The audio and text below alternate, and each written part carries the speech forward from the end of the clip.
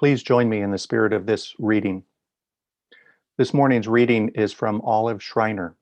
It is entitled A Track to the Water's Edge, and it was published in her book Dreams, which came out in South Africa in 1890. I saw a desert and a woman coming out of it, and she came to the bank of a dark river, and the bank was steep, and the bank was high. And on it an old man came and stood beside her. He asked her what she wanted, and she said, "I am seeking the freedom land." "It is before you," he replied. "I see nothing before me but a dark flowing river with sharp rocks cutting down a steep bank." "And beyond that?" he asked. "Beyond that, I see nothing," she said. And then, after a pause, she continued, "Except sometimes, when I shade my eyes with my hand, I think I see on the far bank trees and hills and the sun shining on them." "That is the freedom land," he replied. "But how am I to get there?" "There is one way and one only," he said, "down the banks of labor, through the water of sacrifice and suffering. That is the only way." "There is no bridge?" she asked. "None." "Is the water deep?" "Deep." "Is the path worn?" "It is. Your foot may slip at any time and you will be lost." "Have any crossed already?" "Some have tried." "Is there a track to show where the best crossing is to be found?" "It has to be made." She shaded her eyes with her hand to try to glimpse the far bank. "I will go," she said. But even in her declaration, she paused. "What is it I seek on the far side, which no one has yet reached? Why do I journey? And why do I feel all alone as I begin my way? Why must it all be so lonely?" And the old man replied, "Listen, in the silence, what do you hear?" The woman listened carefully and said, "I hear the sound of feet, 1,000 times 10,000, and thousands of thousands times that, and they beat this way." He said, "They are the feet of those who shall follow you. Lead on, make a track to the water's edge. Where you stand now, the ground will be beaten flat by 10,000 times 10,000 feet." She paused, hesitating. The old man continued, "Have you seen the locusts? How they cross a stream? First one comes down to the water's edge and it is swept away, and then another comes, and then another, and then another. And at last, with their bodies piled up, a bridge is built and the rest pass over." "And of those that come first," she asked, "those that are swept away and heard from no more, their bodies do not even build the bridge?" "They are swept away and heard from no more. And what of that?" The woman paused, and the man continued, "They forge a track to the water's edge," he said, "because the first steps of the journey are as important as the last." And then she asked, "Over that bridge, which shall be built with our bodies, who will pass?" He said, "The entire human race." And with that, the woman took hold of her staff, and I saw her turn, and she headed down that dark path to the river.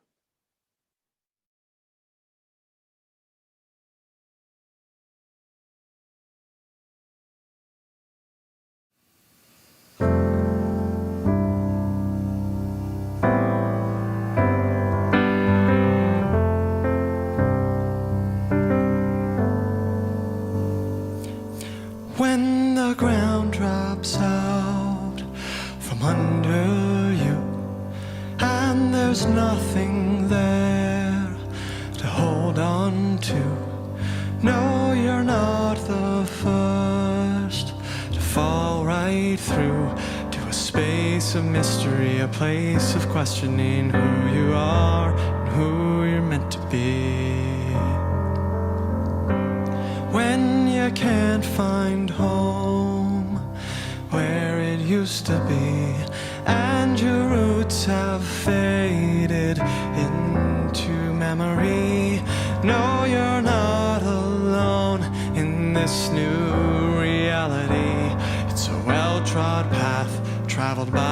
sisters who came before and show the way.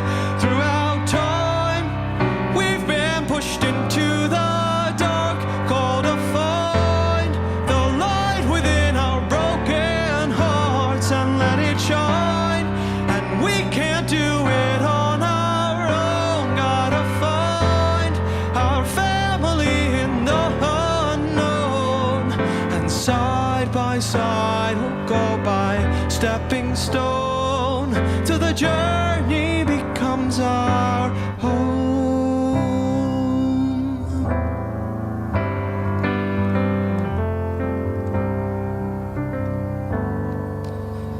Some days it feels like searching for water in the sand. Sometimes it feels like falling with nowhere to land. Yeah, there are ups and downs that'll turn you round and round.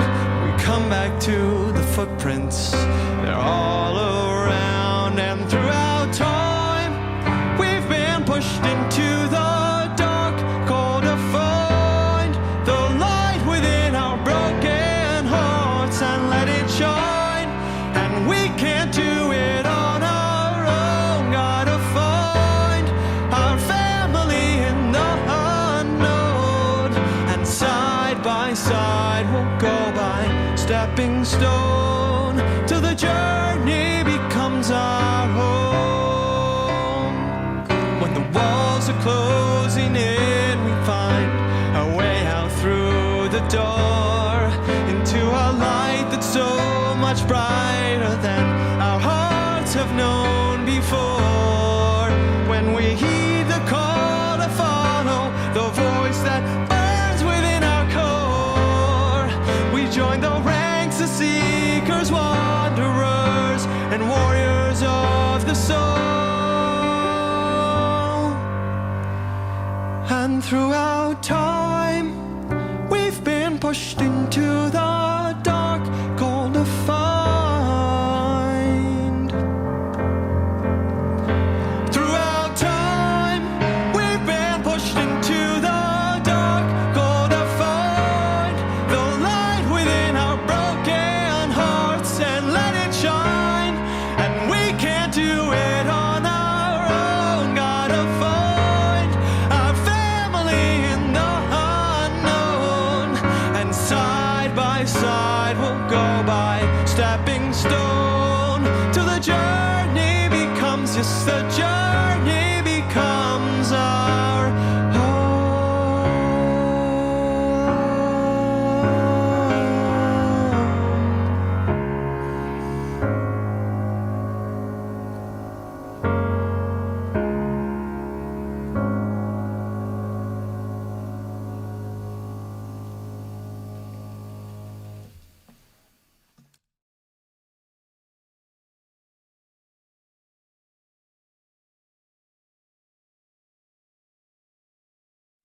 The pictures that accompany the song we just heard come from the Terry Gilliam movie, The Man Who Killed Don Quixote. And yes, that was Adam Driver as Sancho Panza. This 2018 version is one of hundreds, if not thousands, of attempts to retell a core story of the human experience. Many movies, plays, musical songs, paintings, all have tried to lift up what Miguel de Cervantes put down in his early 17th century novel. Cervantes' Don Quixote has been called the first modern novel. Some even consider it to be the best literary work ever written.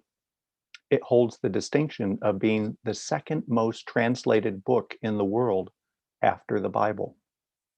Sigmund Freud explained that he learned Spanish just so he could read Don Quixote in its original language. The questions raised by this study in character asks about human purpose. How shall we make our mark on time? Or is such a quest folly?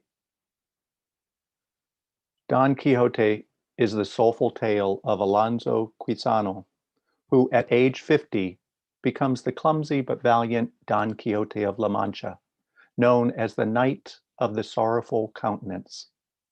He is an hidalgo, an idle nobleman. He spends his days and nights reading chivalry novels, which eventually drive him mad, leading him to see himself as a champion of the downtrodden. Everyone in the village where he lives tries to convince him to give up this lunacy. Some of his friends even go so far as to burn the books he has read and lock up his personal library. They explain to Don Quixote that it is locked through an enchanted spell cast by the sorcerer El Sabio Freston. This only excites Don Quixote, who dresses up in old shining armor, mounts his skinny horse, and valiantly leaves the village to avenge these tragedies and restore honor. Don Quixote recruits a villager turned squire named Sancho Panza. The two are studies in contrast, one tall and romantic, the other short and pragmatic. They go off on a series of misadventures, arguing constantly about whether they live in a world full of romance and enchantment, as Don Quixote sees it, or one of bandits, prostitutes, and beggars, as Sancho Panza sees it. Some of you might be more familiar with the song The Impossible Dream from the musical remake Man of La Mancha. Although the musical came 3.5 centuries after the book, it does describe Don Quixote's romantic leanings.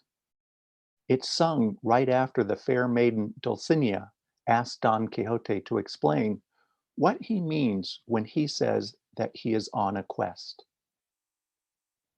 To dream the impossible dream, to fight the unbeatable foe, to bear the unbearable sorrow, to run where the brave dare not go, to right the unrightable wrong, to be better far than you are, to try when your arms are too weary to reach the unreachable star. This is my quest, to follow that star, no matter how hopeless, no matter how far, to fight for the right without question or pause, to be willing to march to hell for a heavenly cause. And I know if I'll only be true to this glorious quest, that my heart will be peaceful and calm when I am laid to rest. And the world would be better for this, that one man scorned and covered with scars still strove with his last ounce of courage to reach the unreachable stars. That was the nobility of Don Quixote's character. But as you may know, there is another side, a side which adds complexity to his character. It's revealed throughout the book, but especially in one particular scene, so famous it transcends the novel itself. It is when Don Quixote charges what he perceives to be 30 to 40 giants in an effort to gain honor through noble battle. Sancho Panza tries to stop him, explaining that he is just attacking ordinary windmills. When his lance gets caught up in one of the turning sails, Don Quixote is lifted up and thrown to the ground. When Sancho Panza finally proves that they are only windmills, Don Quixote explains that it is once again the work of El Sabio Freston, who turned the giants into windmills to deprive him of the honor of his victory. The phrase tilting at or chasing windmills comes from this scene. It is a cautionary admonition to avoid fighting imaginary enemies. Windmills, after all, are inanimate, and they are blameless because they are turned by forces greater than they. So why would you battle something inanimate? And why would any right mind begin to see them as giants? Friends, this is what I want to explore today. Whether our quest to dream the impossible dream reveals a valiant sign of nobility or a sure sign of sanity. After 350 years worth of rumination, author E.B. White came to a very similar question when he noted, "Every morning I awake torn between a desire to save the world and an inclination to savor it. This makes it really hard to plan the day." Of course, we are familiar with that dilemma. What should we do when we see the many held down by the unjust powers in the world? Do we simply shrug and say, at least it's not me? Is it our duty to right the wrongs of gender injustice which threaten or deny the liberties of all those not born with a Y chromosome? Or do we continue to live by the historic motto, might makes right? Is there honor in acknowledging the intense hunger and deprivation of basic human needs in the world, calling for a realignment in the distribution of wealth on the planet? Or are we beholden to the idea that both sides of the wealth gap have earned their rightful place? Should we open doors of opportunity to people regardless of what passport they have or don't have? Or are we comfortable resting our morals on the arbitrary conditions assigned by the time and place of your birth? Should we stand up to corporate capitalism for strip mining our planet for profit? Or do we consider it morally defensible to withdraw what we cannot renew or restore? Racial prejudice and violence, xenophobia, gender oppression, corporate capitalism, and the obscenely unbalanced distribution of wealth on the planet. These are the windmills of our time.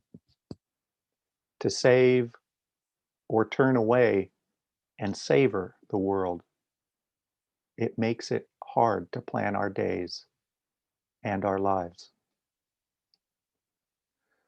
These questions, of course, are not new. The world has always had people like us asking these questions of honor and valor, dreaming the impossible dream, righting the unrightable wrong, fighting for rights without question or pause, marching to hell for a heavenly cause. These motivations have always been with us. Remember the reading from Olive Schreiner, the woman who traveled a lifetime only to come to the steep bank in the swift river. She pauses, pulled forward by dreams, palsied by fear. She seeks the freedom land. It is before you, replies the old man, who is really just the voice of transformation. I see nothing before me but a dark flowing river with sharp rocks. And beyond that, he asked. Beyond that, I see nothing, she said. And then after a pause, she continues, except sometimes when I shade my eyes, I think I see on the far banks hills and trees and the sun shining on them. That is the freedom land. But how do I get there? There is one way and one only, he said, down the banks of labor, through the water of sacrifice and suffering. There is no bridge? None. Is the water deep? Deep. Is the path worn? It is. Your foot may slip at any time and you will be lost.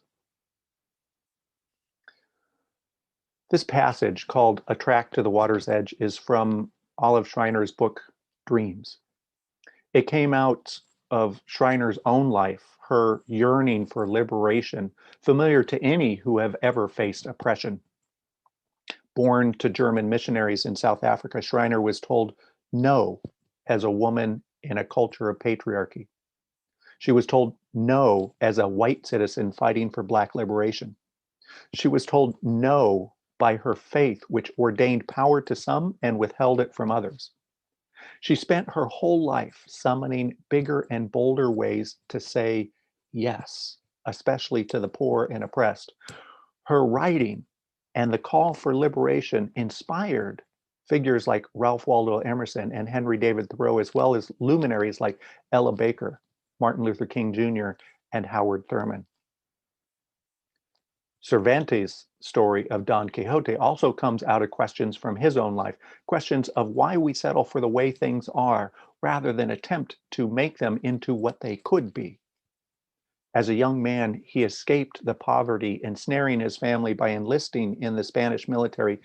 He fought in a war against the Ottoman Turkish Empire, becoming a war hero, being injured and receiving special recognition from the king. But on his way home from war, he was captured by pirates. held for ransom for 5 years, and chained to a wall for months at a time. When he finally did make it back to Spain, nobody even remembered the battle that he had fought in. He tried to write plays and poetry and novels, but they didn't pay very much. So he took the only job that he could find, working for the king, collecting shopkeepers' goods and landowners' harvests as taxes. He traveled the countryside, arguing with merchants and farmers, enduring accusations of corruption. In 1595, he was charged with embezzlement, even though he was probably one of the few honest employees of the crown at the time. Having escaped 5 years of captivity in Africa, Cervantes found himself imprisoned now in his own country for a crime he didn't even commit. And it was in prison that Cervantes first got the idea of Don Quixote. He had intended it to be a parody of the dominant literary form of the day, which was essentially romance novels, stories with monsters and wizards and knights and maidens.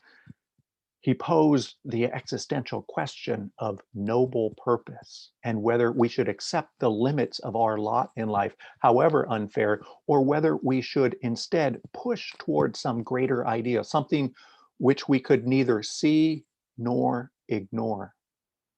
Something so vague and so distant, we weren't even sure it was real, maybe just a romantic notion.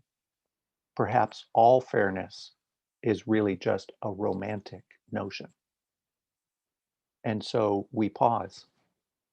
We squint off into the horizon, hoping for a sign that reassures us that we are not alone, that we will not be swept away by our dreams, that we're not just a silly romantic. Sometimes we pause so long that we acclimate to everything around us. We grow accustomed to the way things are. And because it is so difficult to live amidst giants, we accept their benign inevitability like they are just windmills on the horizon, just to keep others from telling us that we are crazy. The question that keeps returning to the minds of people who caution us not to tilt at windmills is, what finally made Don Quixote snap? What craziness finally made it necessary for him to turn windmills into giants? But I think the better question for us today is to ask ourselves, what craziness within us led us to turn giants into windmills?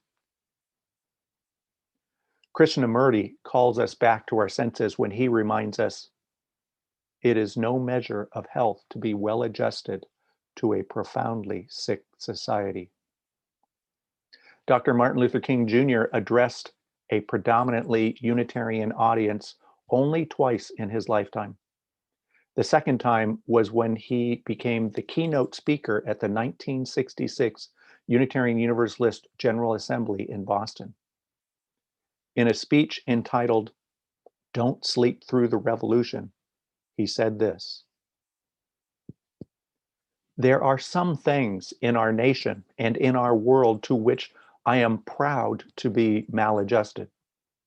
I never intend to adjust myself to segregation and discrimination. I never intend to become adjusted to religious bigotry.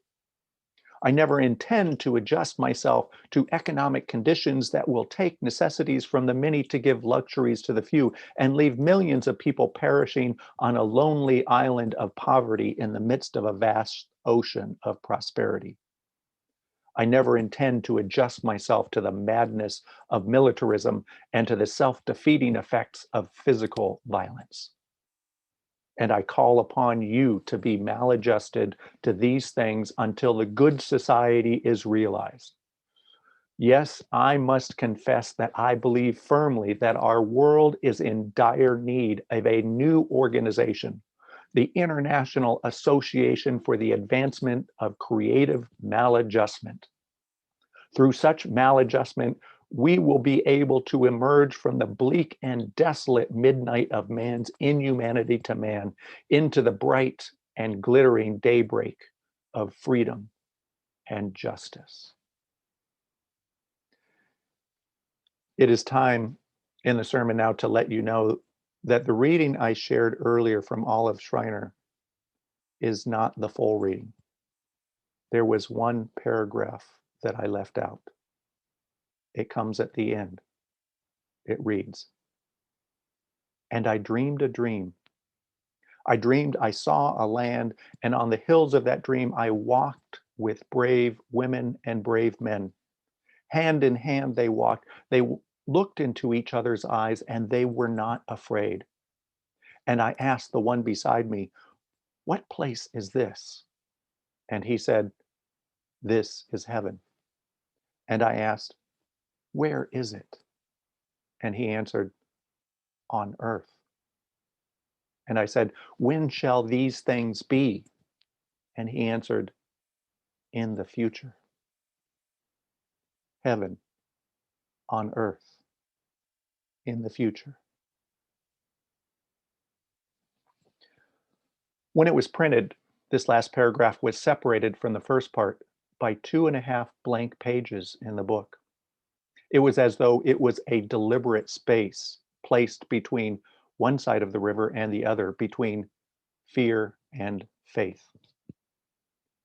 Perhaps it is in that space that we are meant to stand, meant to imagine the most magnificent thing that is within us to create, the thing that we are called to do, to struggle with the pain of getting it wrong, but to continue until we get it right. Olive Schreiner's dream was shared in 1890 in South Africa, the time of greatest turmoil and violence in the long protracted ending of the slave trade there. 70 years after it was published, Dr. King's dream took shape in the very places where generations of Black children were born and died in slavery. It came to life on long marches along back roads where free Blacks were lynched. It was amplified at the Lincoln Memorial in the city whose Jim Crow laws kept Black communities disenfranchised and disempowered.